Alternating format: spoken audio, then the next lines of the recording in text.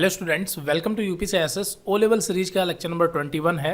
और पिछले वीडियो में हमने यहाँ तक के सारे ऑप्शन और इसमें जो भी फंक्शन थे वो हमने कंप्लीट कर लिए थे।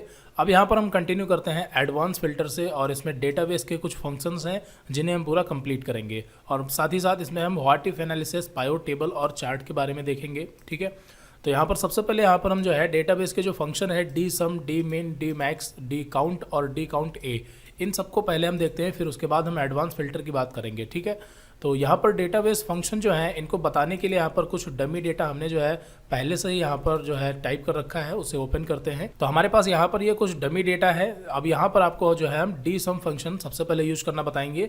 देखिए यहाँ पर सम फंक्शन जो है आपको यूज करना अच्छे से आता है। सम का यूज हम तब करते हैं जब हमें कई सारे नंबर्स को जोड़ना होता है, यानी कि एडिशन करना होता है, ऐड करना होता है। मान लेते हैं कि ये जो यहाँ पर जो स्टूडेंट है, यहाँ पर उनके कोर्स दिए गए हैं, नेम है, फादर नेम है, सारी डिटेल है, और लास्ट में यहाँ पर इनकी जो फीस है वो यहाँ पर लिखी हुई है कि किस स्टूडेंट की कितनी फीस सबमिट है। अब मान लेते हैं कि यहाँ पर आपको जो है टोटल करना है कि अभी तक टोटल हमारे पास कितनी फीस सबमिट हो चुकी है, तो आपको पता है कि यहाँ पर आप सम फंक्शन का यूज करेंगे। ठीक है, लेकिन अगर आपको यहाँ पर एक कंडीशन दे दी जाए, एक क्राइटेरिया दे दिया जाए कि आपको यहाँ पर ये बताना है कि इसमें जितने एडीसीए के स्टूडेंट हैं उनकी टोटल फीस कितनी सबमिट हुई है, ट्रिपल सी की अलग, डीआईसीपीए स्टूडेंट की अलग, ओ लेवल वाले स्टूडेंटों की अलग, यानी कि कोर्स के अकॉर्डिंग हमें यहाँ पर जो है टोटलिंग करनी है। तो यहाँ पर हमारे पास एक कंडीशन हो जाती है, एक क्राइटेरिया हो जाता है। ठीक है, तो यहाँ पर हम यूज करते हैं डी सम फंक्शन का। डी सम फंक्शन, डी का मतलब डेटाबेस से रिलेटेड है और आपका डेटाबेस जो है वो ये है। ठीक है, डेटाबेस क्या होता है, आपका ये डेटाबेस है जहाँ पर ये एक एक स्टूडेंट का सबका डेटा यहाँ पर आपके सामने टाइप है। तो आप समझ गए होंगे कि डेटाबेस जो है वो क्या होता है। तो डेटाबेस कुछ नहीं, बस आपका जो डेटा होता है वो चाहे इंस्टीट्यूट का हो, कॉलेज का हो, या फिर किसी कंपनी के एम्प्लॉय का हो, कुछ भी हो। ठीक है, कोई भी डेटा हो डेटाबेस होता है। तो यहाँ पर हमारे पास डेटाबेस है और यहाँ पर हमने जो है क्राइटेरिया लिख रखा है कि हमें कोर्स के अकॉर्डिंग जो है वो फीस टोटल करनी है, डिस्ट्रिक्ट के अकॉर्डिंग या जेंडर के अकॉर्डिंग। आप अगर चाहते हैं कि जेंडर के अकॉर्डिंग, यानी कि फीमेल्स स्टूडेंट की कितनी फीस जमा हुई है और मेल्स की कितनी जमा हुई है, अलग अलग चेक करना है, काउंट करना है, यानी टोटल करना है, तो आप आराम से कर पाएंगे। डिस्ट्रिक्ट के अकॉर्डिंग आप टोटल कर पाएंगे या कोर्स के अकॉर्डिंग आप टोटल कर पाएंगे, या फिर आप तीनों के अकॉर्डिंग भी यहाँ पर टोटल कर पाएंगे। यानी कि आप चाहते हैं कि कोर्स जो है वो स्टूडेंट का एडीसीए हो या कोई डीआईसीपीए हो और उसमें डिस्ट्रिक्ट भी हो और जेंडर भी हो, तीनों चीज़ें जब मैच हों उसको हमें सिर्फ टोटल करना है, तो आप ऐसा भी कर सकते हैं। फिलहाल यहाँ पर हम सबसे पहले कोर्स के अकॉर्डिंग देखते हैं। तो उसके लिए यहाँ पर हम यूज करेंगे इक्वल टू डी सम और ब्रैकेट ओपन। ठीक है, तो सबसे पहले यहाँ पर जब डी सम फंक्शन हम लगाते हैं तो सबसे पहले यहाँ पर हमें डेटाबेस जो है वो बताना होता है कि हमारा जो डेटाबेस है वो कहाँ पर है। तो ये आपका डेटाबेस है, पूरा डेटाबेस यहाँ से और लास्ट तक आपको सेलेक्ट कर लेना है। जितना भी बड़ा डेटाबेस है आपको पूरा सेलेक्ट करना है।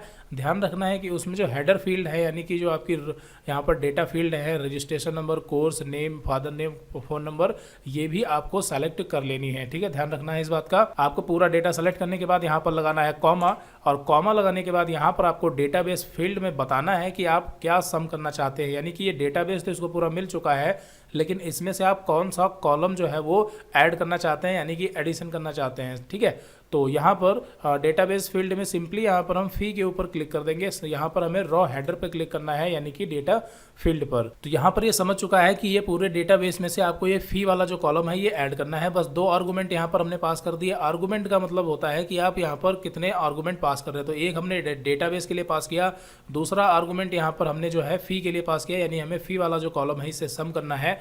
अब यहाँ पर हम कॉमा लगाएंगे और तीसरा आर्गुमेंट जो होगा वो हमारा होगा सर्च क्राइटेरिया, यानी हमारा क्राइटेरिया क्या है, किसके अकॉर्डिंग हमें जो है जोड़ना है। तो क्राइटेरिया हमने पहले से ही लिख रखा है और हमें इस तरह से इसको सेलेक्ट कर लेना होगा। ध्यान रखना है यहाँ पर हमें कोर्स और कोर्स का जो टाइप है, यानी एडीसीए डीआईसीपीए, उसको भी सेलेक्ट कर लेना है। बस हो गया, और यहाँ पर ब्रैकेट को बंद करेंगे और एंटर कर देंगे। तो यहाँ पर आप देखेंगे कि एडीसीए के जितने स्टूडेंट हैं उनकी फीस केवल यहाँ पर सम हुई है। अगर यहाँ पर हम कोर्स चेंज कर दें, जैसे यहाँ पर हमने ट्रिपल सी कर दिया, तो आप देखेंगे कि ट्रिपल सी की जो टोटल फीस है वो बता रहा है 2800 रुपये। आप यहाँ पर देख सकते हैं कि ट्रिपल सी के सिर्फ 2 ही स्टूडेंट हैं और दोनों की यहाँ पर टोटल 1800 और 1000 टोटल 2800 रुपये हुई। ठीक है, तो इस तरह से यहाँ पर जो है हम क्राइटेरिया दे करके यहाँ पर हम जो है सम कर सकते हैं। तो ये डी सम फंक्शन का काम होता है। बाकी यहाँ पर क्राइटेरिया आप चेंज कर सकते हैं, चेंज कर सकते हैं मीन्स बढ़ा सकते हैं, ठीक है। यहाँ पर हमने जो है पुराना क्राइटेरिया हटा दिया, बाकी सारा कुछ सेम रहेगा। अब अगर हम जेंडर के अकॉर्डिंग जोड़ना चाहते हैं तो सिंपली यहाँ पर हमें जेंडर पे क्लिक करना है, यानी उसको क्राइटेरिया दे देना है, ठीक है। दोनों को सेलेक्ट करके एंटर करेंगे तो आप देखेंगे कि जो फीमेल स्टूडेंट हैं उनकी टोटल फीस, यहाँ पर कोर्स नहीं बता रहा है, ठीक है, सिर्फ फीमेल स्टूडेंट्स की यहाँ पर टोटल फीस 25,300 रुपये जमा हुई है, ठीक है। अगर आप यहाँ पर तीनों के अकॉर्डिंग चाहते हैं, ठीक है, यहाँ पर जो है अब की बार इसको हम तीनों सेलेक्ट करेंगे, ठीक है। तो यहाँ पर हम चाहते हैं कि कोर्स, डिस्ट्रिक्ट और जेंडर तीनों को मैच करने के बाद में यहाँ पर जो है वो सम हो, तो आप तीनों का क्राइटेरिया इस तरह से दे सकते हैं। बाकी डेटाबेस फील्ड वही है और यहाँ पर जोड़ना हमें फ़ी को ही है, ठीक है, यानी फ़ी वाले कॉलम को ऐड करना है। तो यहाँ पर हमने एंटर किया तो अभी 1800 रुपये बता रहा है। ट्रिपल सी का एक ही स्टूडेंट है जो कि लखीमपुर का है और फीमेल है, तो उसकी टोटल 1800 ही हुई। यहाँ पर आप देख सकते हैं ट्रिपल सी के 2 ही स्टूडेंट हैं पहली चीज़, तो यहाँ पर ही 1800 वाला आ रहा है। अगर यहाँ पर हम मेल कर देंगे, यहाँ पर हमने अगर मेल कर दिया तो मेल की यहाँ पर फीस बताएगा, ठीक है। लेकिन यहाँ पर ट्रिपल सी कोर्स का जो मेल स्टूडेंट है उसकी 0 बता रहा है, क्योंकि यहाँ पर इसकी डिस्ट्रिक्ट चेंज है, यहाँ पर आप देख सकते हैं। तो इसमें जो है यहाँ पर ट्रिपल सी और लखीमपुर और मेल ये तीनों क्राइटेरिया मिले, ऐसा यहाँ पर कोई डेटा नहीं है। तो आप समझ गए होंगे कि यहाँ पर हम डी सम फंक्शन का यूज कैसे करते हैं, ठीक है। अब यहाँ पर वापस से इसको हम सही कर देते हैं। तो उसके बाद यहाँ पर अगले नंबर पर है डी मिन और डी मैक्स फंक्शन। तो डी मिन यानी कि मिनिमम से हम मिनिमम वैल्यू पता करते हैं और मैक्सिमम से हम मैक्सिमम वैल्यू पता करते हैं। लेकिन सिंपल वही चीज़ है कि अगर आपको क्राइटेरिया देने के बाद में मिनिमम या मैक्सिमम जानना हो तो उसके लिए डी मिन और डी मैक्स फंक्शन का यहाँ पर हम यूज करेंगे। तो इसको यहाँ पर हम डिलीट कर देते हैं और लगाते हैं इज इक्वल टू डी मिन। सबसे पहले यहाँ पर हम मिनिमम पता करते हैं, तो वही चीज़ यहाँ पर सेम, सबसे पहले यहाँ पर आपको डेटाबेस देना होगा, ठीक है। जितने भी डेटाबेस से रिलेटेड फंक्शन है सबसे पहले आपको डेटाबेस ही देना होता है।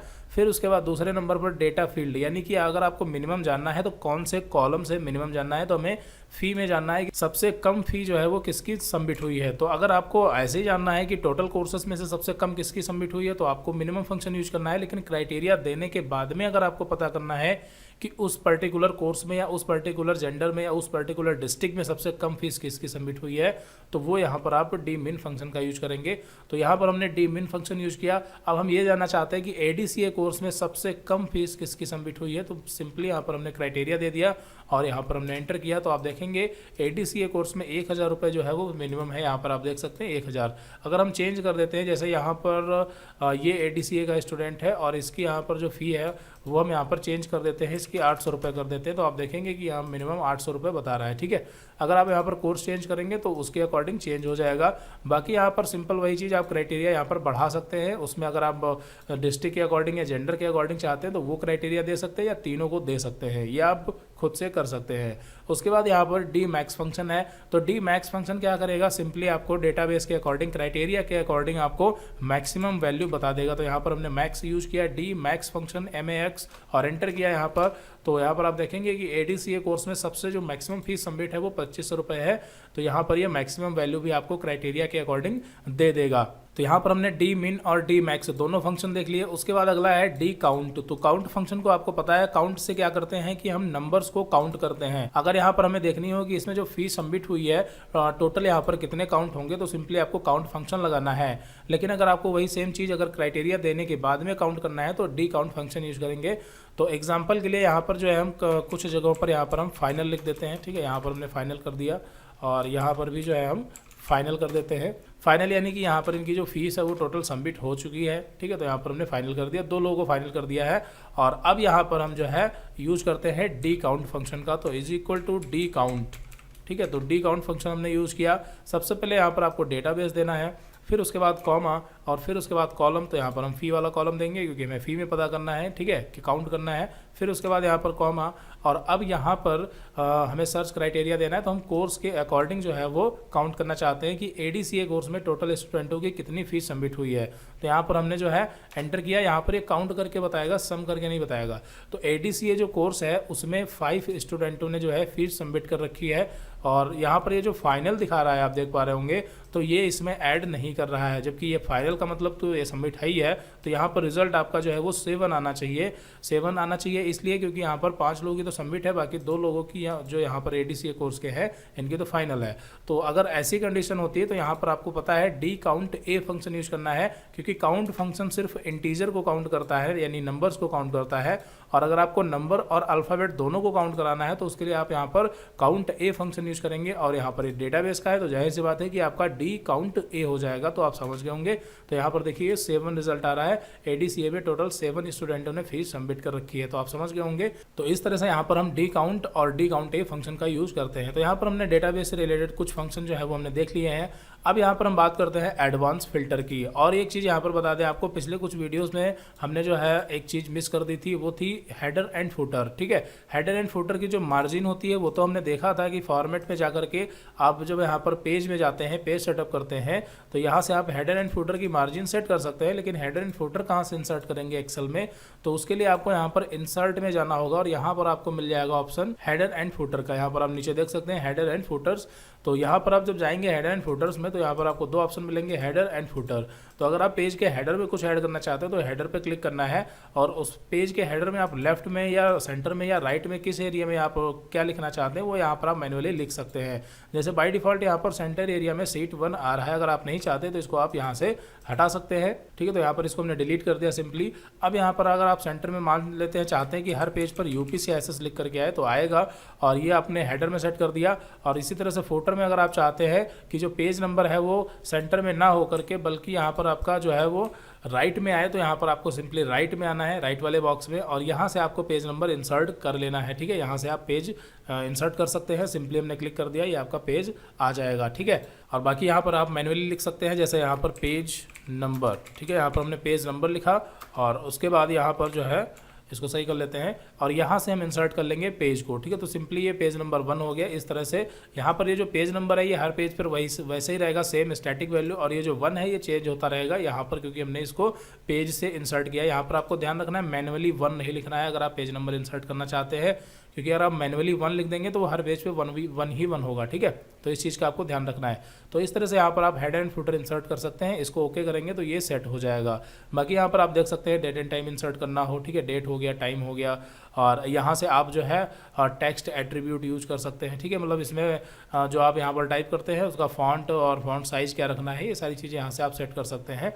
तो फिलहाल इसको यहाँ पर आपको हेडर एंड फुटर कैसे इंसर्ट करना है आपको पता चल गया होगा। उसके बाद यहाँ पर आगे देखते हैं। तो यहाँ पर अगला ऑप्शन है एडवांस फिल्टर। और फिल्टर के बारे में तो वैसे हमने देखा है, लेकिन एडवांस फिल्टर जो है ये थोड़ा सा एडवांस है उससे। और एक चीज़ यहाँ पर आपको बता दें कि जो व्हाट इफ एनालिसिस ऑप्शन है ये आपको लिब्रे ऑफिस में नहीं मिलेगा। व्हाट इफ एनालिसिस ये आपको लिब्रे ऑफिस में नहीं मिलेगा। जैसा कि हमने शुरुआत में बताया था कि ओ लेवल में लिब्रे ऑफिस और माइक्रोसॉफ्ट ऑफिस दोनों से पूछा जा रहा है, और ये इसका प्रूफ है, क्योंकि यहाँ पर इन्होंने व्हाट इफ एनालिसिस पूछा है जो कि ये आपको मिलेगा माइक्रोसॉफ्ट के ऑफिस में, चाहे वो 2007 हो या 13 हो। यहाँ पर आप देख सकते हैं, आपको यहाँ पर जाना होगा डेटा में, और यहाँ पर हम बात कर रहे हैं माइक्रोसॉफ्ट ऑफिस की, यह हमारा 2013 है। 13 हो या 7 दोनों के जो फंक्शन है वो लगभग सेम है। तो यहाँ पर आपको डेटा में जाना है और यहाँ पर आपको मिल जाएगा व्हाट इफ एनालिसिस ऑप्शन, जबकि यहाँ पर आपको कैल्सी में ये ऑप्शन डायरेक्टली नहीं मिलेगा। हालांकि यहाँ पर जो व्हाट इफ एनालिसिस के अंदर ऑप्शन दिए गए हैं वो यहाँ पर कुछ 1-2 ऑप्शन देखने को मिल जाते हैं, लेकिन सारे ऑप्शन यहाँ पर नहीं है, और डायरेक्टली व्हाट इफ एनालिसिस जो है वो आपको कैल्सी में नहीं मिलेगा। ठीक है, बाकी पायो टेबल और चार्ट, बार, कॉलम, पाई, लाइन, ठीक है, ये ऑप्शन तो आपके कैल्सी में भी है और माइक्रोसॉफ्ट वाले ऑफिस में भी है। तो आपको अभी तक पता चल गया होगा कि हम जो है लिब्रे ऑफिस का कैल्सी सीखें या माइक्रोसॉफ्ट का एक्सेल, एक ही बात है, बिल्कुल सेम है, कोई डिफरेंस नहीं है। सारे फंक्शन, हर ऑप्शन उसी तरीके से यूज किए जाते हैं। तो यहाँ पर हमने बताया था आपको शुरुआत में ही कि आपको माइक्रोसॉफ्ट ऑफिस 2007 की जो सीरीज है उसको पूरा देखना है साथ ही साथ में, और वो जो है आपको हमारे ही चैनल UPCSS पे मिल जाएगी। ठीक है, तो यहाँ पर आपको हम बता देते हैं कि आपको जो सीरीज है माइक्रोसॉफ्ट की कहाँ से मिलेगी, क्योंकि एडवांस फिल्टर और व्हाट इफ एनालिसिस, पायो टेबल के बारे में उस सीरीज में हमने डिटेल में पढ़ाया है। और भी कई सारे ऑप्शन हैं लिब्रे ऑफिस में, जैसे कि यहाँ पर आप टूल्स में जाएंगे तो इसमें प्रोटेक्ट करना सीट को, ठीक है, गोल सीक हो गया, और कई सारी चीज़ें हैं जो कि हमने माइक्रोसॉफ्ट ऑफिस में डिटेल में कवर की हैं। तो बाकी सारी चीज़ें जो है आपको वहीं से पढ़नी है।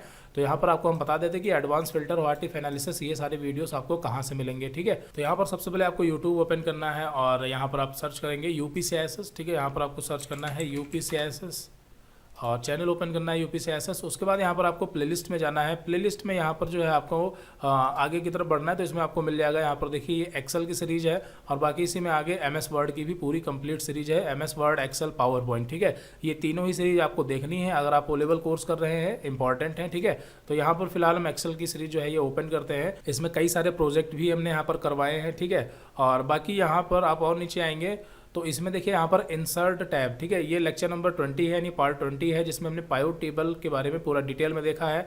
फिर उसके बाद लेक्चर नंबर 21 में यहाँ पर हमने जो है कॉलम क्या होते हैं, ठीक है, पाई क्या होता है, बार क्या होते हैं, चार्ट क्या होते हैं, इसके बारे में पूरा देखा है। तो आपको यहाँ पर वैसे तो पूरी सीरीज देखनी है, लेकिन पूरी सीरीज अगर आप नहीं देखना चाहते तो यहाँ पर आपको लेक्चर नंबर 21 यानी पार्ट 21 और पार्ट 20 ये दोनों वीडियो देखने हैं। बाकी और नीचे यहाँ पर चले आना है और यहाँ पर आपको डेटा टैब जो है ये 2 वीडियो देखने हैं, पार्ट 24 और पार्ट 25। तो यहाँ पर आपको 4 वीडियो जो है वो देखने हैं, जिससे कि आपका जो लेवल के सिलेबस है इसके अकॉर्डिंग एक्सेल आपका कंप्लीट हो जाएगा, ठीक है। तो बाकी सारी चीज़ें जो है आपको यहीं से पढ़नी है और यहाँ पर पढ़ने के बाद में आप उसको कैलसी में आराम से कर पाएंगे, ठीक है। कोई इशू नहीं है। यहाँ पर आप देख सकते हैं कि यहाँ पर आपको जो है डेटा में यहाँ पर पाइवट टेबल पूरा ऑप्शन मिल जाता है, ठीक है। तो वहाँ से सीखने के बाद आप इसको यहाँ से यूज कर पाएंगे। और एडवांस फिल्टर की बात करें तो यहाँ पर डेटा में आपको जो है मोर फिल्टर में जाके एडवांस फिल्टर का ऑप्शन मिलता है और बाकी 2007 में तो वहाँ पर हमने बताया ही है, ठीक है। तो आप एक जगह से सीख लेंगे तो दूसरी जगह आराम से कर पाएंगे। बाकी वहाँ पर हमने कई सारी चीज़ें कंप्लीट की है, जैसे यहाँ पर आप देख पाएंगे कि इसमें कंडीशनल फॉर्मेटिंग ये आपका जो ऑप्शन है, हालांकि ये O लेवल के सिलेबस में नहीं है, लेकिन ये काफ़ी अच्छा ऑप्शन है और काफ़ी यूजफुल है। तो इसको भी हमने 2007 की सीरीज में बताया है, वहाँ से आप इसको देख के सीख सकते हैं, कंडीशनल फॉर्मेटिंग, ठीक है। फिलहाल यहाँ पर जो है हमने स्प्रेडशीट यानी कि जो आपका O लेवल का चौथा चैप्टर है कैलसी, ठीक है, वो पूरा हमने कंप्लीट कर लिया है। और अगली वीडियो में जो है हम प्रेजेंटेशन देखेंगे। और जैसा कि हमने बताया कि प्रेजेंटेशन यानी पावर पॉइंट, तो पहले तो आपको माइक्रोसॉफ्ट जो है माइक्रोसॉफ्ट का पावर पॉइंट सीखना है और उसके बाद में यहाँ पर आपको जो है लिब्रे ऑफिस का सीखना है। तो लिब्रे ऑफिस के लगभग 1 या 2 वीडियो बनेंगे और जिसमें प्रेजेंटेशन हम पूरा कंप्लीट कर लेंगे 1 ही 2 वीडियो में, क्योंकि बहुत बड़ा चैप्टर नहीं है ये, प्रेजेंटेशन वगैरह बनाना इसमें सिर्फ होता है, ठीक है। तो फिलहाल इस वीडियो में इतना ही रखते हैं, मिलते हैं अगली वीडियो में। Okay, so thanks for watching this video.